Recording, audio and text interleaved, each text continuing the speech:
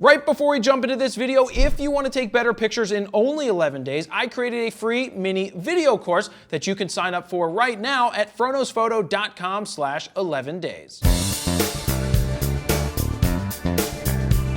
Jared Polin, froknosphoto.com, here to help you decide whether you should get a 5D Mark III or a 6D Mark II. Now, a lot of people have been saying that they don't like the specs of the 6D Mark II and they can't afford a 5D Mark IV, so they've been looking at buying the older 5D Mark III. Now, I'm here to help you make that decision, so let's start looking at the specs. Starting with sensor size, you will find a 22.3 megapixel full-frame CMOS sensor on the 5D Mark III, whereas on the 6D Mark II, you'll find a brand new 26.2 megapixel full-frame CMOS sensor. Now, you have to ask yourself, do you want a sensor that's 5 years old, or do you want a sensor that was newly developed for this particular camera? Now, I know a lot of the technology they used inside of the 6D Mark II made people upset because it's a lot of older stuff. But in this case, I'm going with a newer sensor every day of the week. So this time, check mark 6D Mark II. Moving down the specification list, you have a DIGIC 5 Plus processor in this camera, and you have a DIGIC 7 processor in this one. I always say the newer one is much better. It's 5 years newer. So in this case, check mark for the processor in the 6D Mark II. So here's where we start to see some big differences, and that's in the ISO. The 5D Mark III will shoot 100 to 25,600 natively, expandable to 102,400, where the 6D Mark II will shoot 100 to 40,000 natively, expandable to 102,400. Now, in my experience using the 5D Mark III, I would not push that thing much past 6,400, let alone 10,000 or 12,800, because it looks like Swiss cheese. Whereas on the other hand, the 6D Mark II, you can push it much further natively, and at the higher ISOs, you're gonna get a cleaner shot. So again, check mark 6D Mark II. You can get 6 frames a second with the 5D Mark III. You can get 6.5 frames a second with the 6D Mark II, which means you can get a half check mark over the 6D Mark II. Now we may be getting somewhere where the 5D Mark III may do better, and that's focusing points. So let's take a look at them right now. You have 61 AF points, with 41 of them being cross-type in this camera, and in the 6D Mark II, you have 45 points with all of them being cross-type. Now the differences here is that the 5D Mark III, those focusing points are spread further out in the frame, whereas in the 6D Mark II, they are clumped down in the middle, almost like they took the 80D's crop sensor focusing system and put it into this camera. In this case, yes, the 5D Mark III is getting the check mark. Now, before I even tell you what the specs are for this one, check mark is going to the 5D Mark III. Why? Because it can shoot at 1/8,000th of a second, whereas the 6D Mark II can only shoot up to 1/4000th of a second. Now, in my real-world review of the 6D Mark II, which we did shoot outside, it didn't really make that much of a difference to only be able to shoot at 1/4000th of a second. In this case, it's not a deal breaker to say I should buy this camera instead of this one, but in terms of check marks, I already gave it, so it's still this one. Moving on to some video specs, the 5D Mark III shoots at 1080 up to 30 frames a second in what's called all-eye compression, whereas the 6D Mark II shoots at 1080 up to 60 frames a second in only IPB compression. The original 6D did shoot in the all-eye, but they got rid of that. Part of the reasons that they do that is they don't want to take away from the 5D Mark IV or the higher-end cameras. Now, does that mean that the 5D Mark III will shoot a cleaner video? I'm not really sure about that because of the newer processor that you have in the 6D Mark II. And from my personal experiences using this as a vlogging camera and from part of the real-world review, I found that this video looks really good. So it's kind of a toss-up, but again, you know what? I'm going to go with the newer camera and give this the check mark.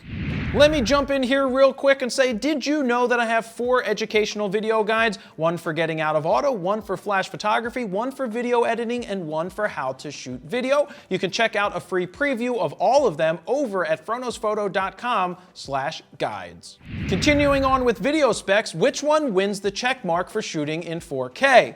Neither of them, because neither of them do 4K, which is really bad for a brand new camera. Which of these two cameras is better for running and gunning when you're shooting video? Well, how is the autofocus on the 5D Mark III? Yeah, that's right.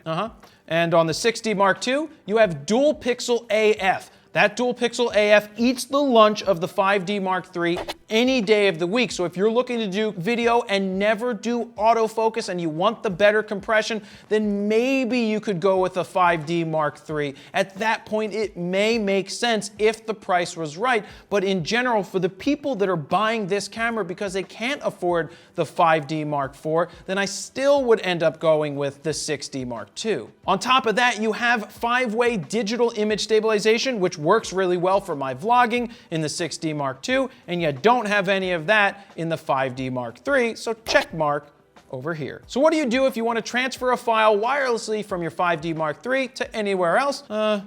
Yeah, you just look and say, I can't do that. And then how do you do it with the 6D Mark II? Well, it has Wi-Fi and NFC built in, which is great if you want to transfer files quickly or you want to use your phone and the Canon Connect app as a way to see what the camera is seeing. Check mark. 6D Mark II. What type of screens are we working with? On this one, you have a 3.2-inch 1 million dot screen. On the 6D Mark II, you have a 3-inch 1 million dot screen, but it's a touch screen and it's vari-angle, so it can rotate, it can flip out. That is a much better option, especially if you're a vlogger, so you can always see what you're doing, and the touch screen is a pure win. Easy check mark, 6D Mark II. One of the things people complained about with the 6D Mark II when it was announced is that it doesn't have a joystick for moving the focusing points, though you can still use the D-pad to move it. It's not as easy to do, but the 5D Mark III has a joystick which allows you to move the focusing points much easier. Check mark, 5D Mark III. Moving on to the memory cards, you have 2 card slots in the 5D Mark III,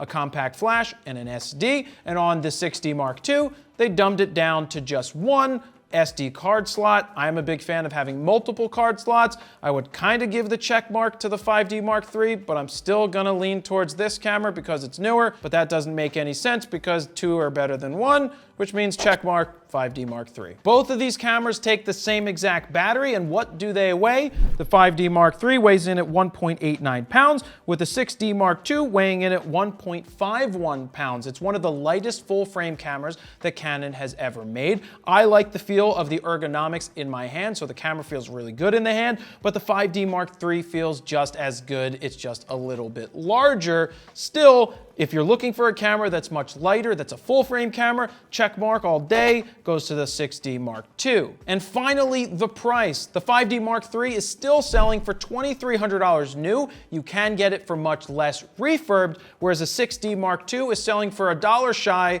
of $2,000. So it's a better option, it's less expensive, it's newer. So that brings up the final question, and what I really think is, should you buy a 5D Mark III in place of a 6D Mark II, or maybe you should just jump ship and go to a Nikon or a Sony? That's always an option. But between these two cameras, I cannot tell you to go with an older 5D Mark III and have that be a successful camera into the future. Now, that's not saying you wouldn't get great results with this, because if you know what you're doing, you can get great results with anything. But if you're somebody just starting out, because that's what this camera is meant to do, it's meant to be your first full-frame camera. It's not meant to compete with a 5D Mark IV. It's just supposed to be a nice training wheel full-frame camera, and I think that's exactly what it is. I think it does a great job. If you're going full frame on a Canon side and you have your options to go with these two cameras, I'm going with the 6D Mark II over the 5D Mark III